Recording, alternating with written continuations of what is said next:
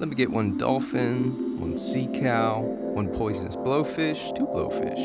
Ooh, sea turtle.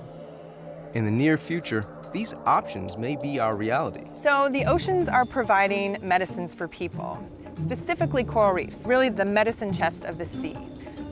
All animals are producing chemical compounds, and we're taking advantage of that chemistry, isolating it, and figuring out how it can protect people. Cultured in labs, some compounds are already healing people today.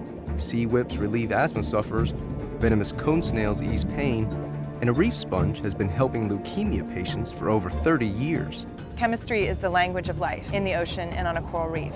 A lot of animals in the sea don't actually have eyes or ears, so they're using those chemical cues to figure out what's going on. And there's a lot going on.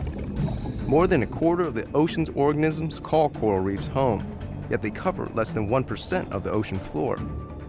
That's some serious biodiversity, and it's led to some remarkable survival skills. Some partner up, some grab space wherever they can, while others take no prisoners. This abundance of life also attracts larger animals in their search for food. Sharks, dolphins, rays, and others value the wildlife that gathers around coral. Those others include birds and people. Where there's a tasty crab or fish for the taking, there's probably a beak or a boat out to get it. When you look at a coral reef, it's just so incredibly alive and vibrant, and you just can't even imagine what's happening when you're above the surface. Especially while at a calm beach. By breaking powerful waves far from land, coral reefs prevent land erosion, create calm inland oases, and it's actually a source of beach sand. Gotta love reefs, but where are we in this picture? We have a huge influence on what is happening in the oceans. In this case, we are top predators.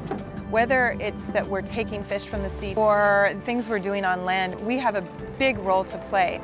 And big roles can be found on little islands. The Pacific island nation of Palau is leading the world in balancing the needs of those that depend on reefs, above and below the waterline. The people of Palau, they have stood up and challenged their peers, their neighbors, countries across the globe to protect their marine resources. They've designated sensitive areas like fish nurseries as no-take zones, so there's fish for another day. They created the world's first shark sanctuary, and they guide their ever-important tourism industry so visitors take only pictures and leave only bubbles. Now, Palauans recognize that they can only do so much. They are influenced by what's happening in the world.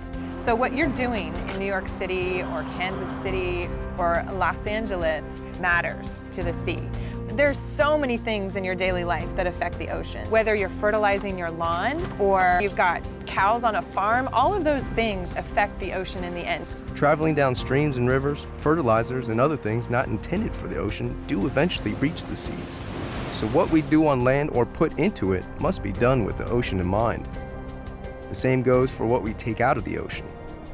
What fish you buy really matters because it affects the demand in the marketplace. So you can buy ocean-friendly fish when you're at a restaurant or at the grocery store so that you're not selecting fish that are important for example, coral reefs.